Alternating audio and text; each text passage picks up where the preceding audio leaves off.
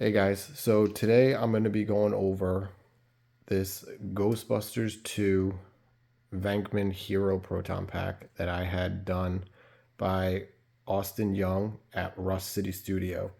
I've been wanting to do this video since I got the pack to just highlight all the little nuances and weathering bits and things that he was able to capture in this pack, in this build, that I don't think I've ever seen, with the exception of maybe one other Ghostbusters 2 pack build ever.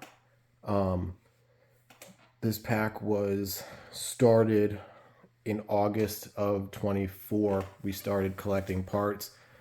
This is a Chris Bosch shell. The previous pack that we had done, the 84, was a Max Factory Legacy shell that was modified. But this is a Chris Bosch shell with, Max Factory wand and as many vintage parts that we could find. I'm going to list everything in the description below, where every single part came from and all of the little details that we wanted to capture, just in case I miss anything going over this pack. This pack was built with the intention and the understanding that it would mirror the Venkman Ghostbusters 2 Hero as it was in the second film. There are countless reference photos of how the pack is now, today, as it stays in the Sony lobby or the Sony archives. But we kind of took those reference photos and dialed it back so that it's not as beat up and destroyed. Again, this was done by Austin at Rust City Studios. And just starting off, just looking at the pack, I mean, this thing it's absolutely beautiful. The lighting, doesn't even do it justice. The details that he was able to recreate, I've had this pack now for a couple of weeks, and I find myself just staring at it every single night. The weathering, he did a phenomenal job capturing the epoxy, the resin, fake welds, leftover clay from, as most of you know, this was the pack that they used to take apart from 84 and mold all of the Semi Hero packs for the second film. I'm going to do a quick walk around.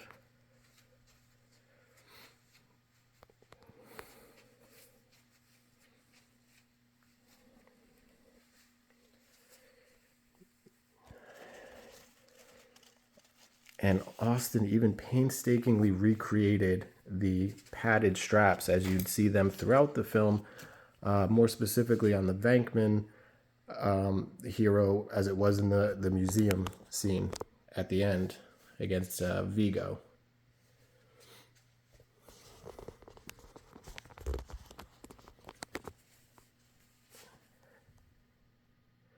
I mean, these scratches that are replicated sit on the pack now, but they were there in 89. I think they might be even more extreme now, as the packs obviously weren't treated as carefully as they probably should have been. But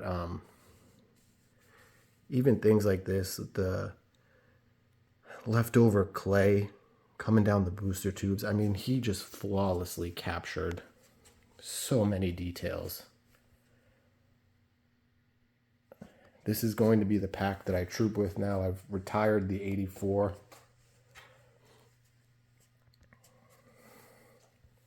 This is a real vintage crank knob, colored black as they were in the second film. And again, I'm going to list every part that was used in the description. A lot of this stuff was GB fans, Max Factory.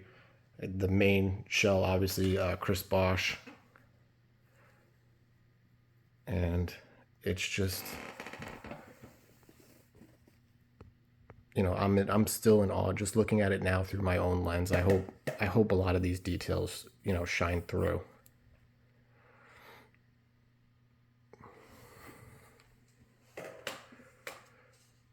So if you look at the pack,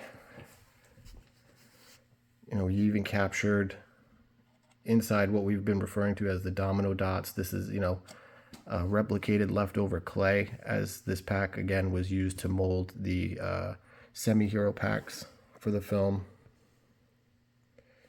Scratches that are currently on the pack now, that were on the pack during the second film, maybe from, you know, taking it off, the end filter off to mold, and or just the way it was handled. This is a vintage cable that he even yellowed. When this thing came in the mail, it was so bright, and he even just dulled that down completely. And again, I hope for all of you that have been asking that the weathering, which is really what I'm focusing on, just shines through. Fake welds, epoxy, as I said, this thing, I'm just floored.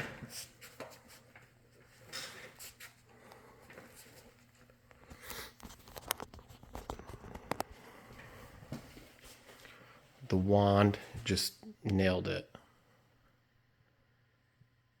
Even the super padded strap on the Alice frame, he just flawlessly recreated. If you look at the motherboard, he even left these unpainted markings from where the half moon wooden disc would have sat on the original 84 packs, and down below as well. Absolutely in love with these straps, and I'll tell you, they do make a difference. As I said in my other video, I could see why the actors wanted them. They really do make a big difference. Move over to the wand with one hand. Right now the sound has been acting up, the GB fan sound kit, so I have to open that up and take a look. But that was something that came to me that way. I'm not huge on sound, like I really don't care, as they didn't have it in the sound in the film. It's more of a luxury. I'll switch the pack on. Bar graph is a freaky geeky bar graph, and I think he just, like, that orange, that vibrant orange, is just gorgeous. Vent light. Everyone's always asking about the pop mech and the twist, the pop mech. Max Factory pop mech.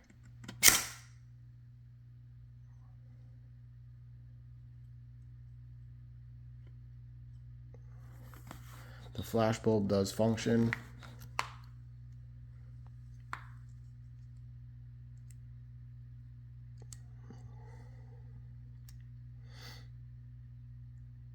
My light's just not picking it up. And then if you look, he even tinkered around with the lights so that they're going in the same speed that they were in the second film.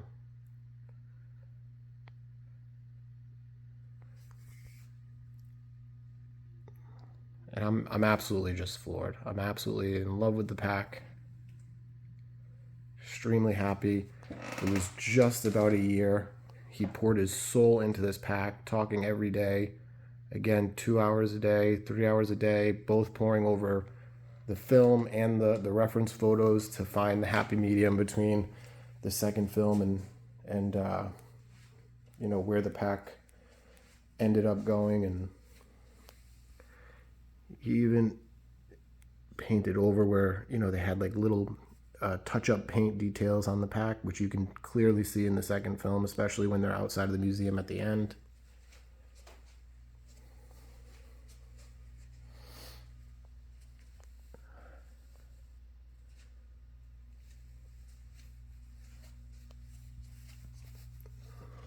On the wand, he captured the fingerprint.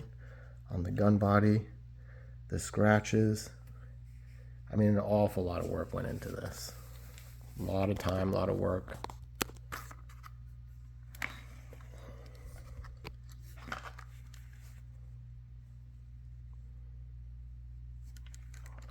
I couldn't be happier.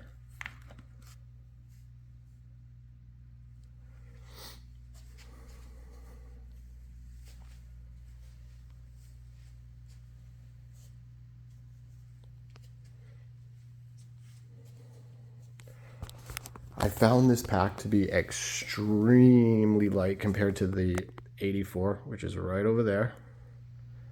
Shout out to the 84 pack.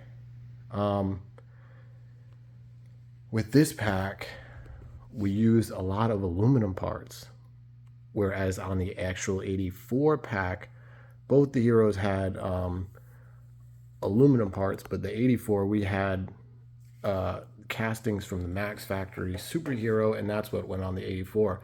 The aluminum parts on this are so much lighter. I wore this at my first convention a couple weeks ago, and it was a large venue, and it was comfortable, and you know, without any problems.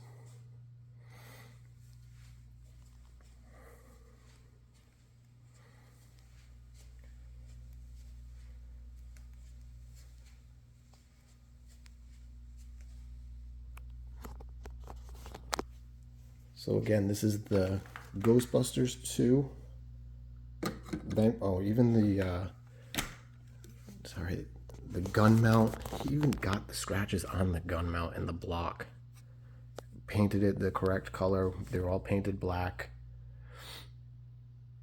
and then angled slightly forward more so that the actors were able to grab the wand easier.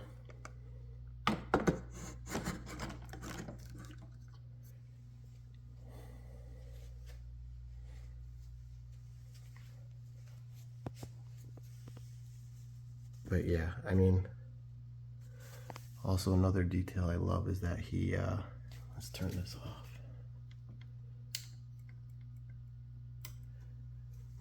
He even did like the fake epoxy and glue inside the lenses. The correct bolt going down the shock mount weathered. This is something he chemically weathered. I love the texture on the Bosch shell. It's also amazing on the Max shell. Again, I've said it before, I don't like it when people over texture the pack.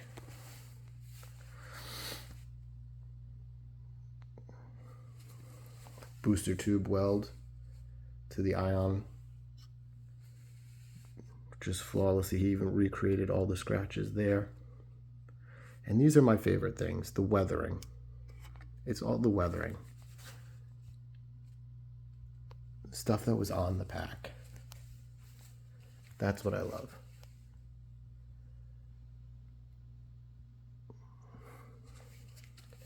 He even got the exposed wire on the bumper. I mean, these are just details that I haven't seen anywhere else.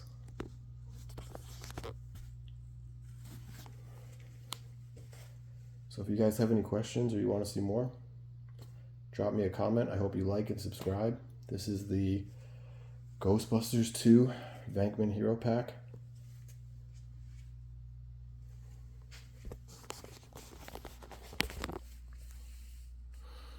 And again, everything, every part used, all that information will be down in the link. I'm sorry, in the description. Oh, and lastly, this pack sits on what's called a Hercules bass stand. I've had a lot of guitar stands with my pack. I've never trusted anything the way I trust this Hercules stand. I mean, this pack does not move.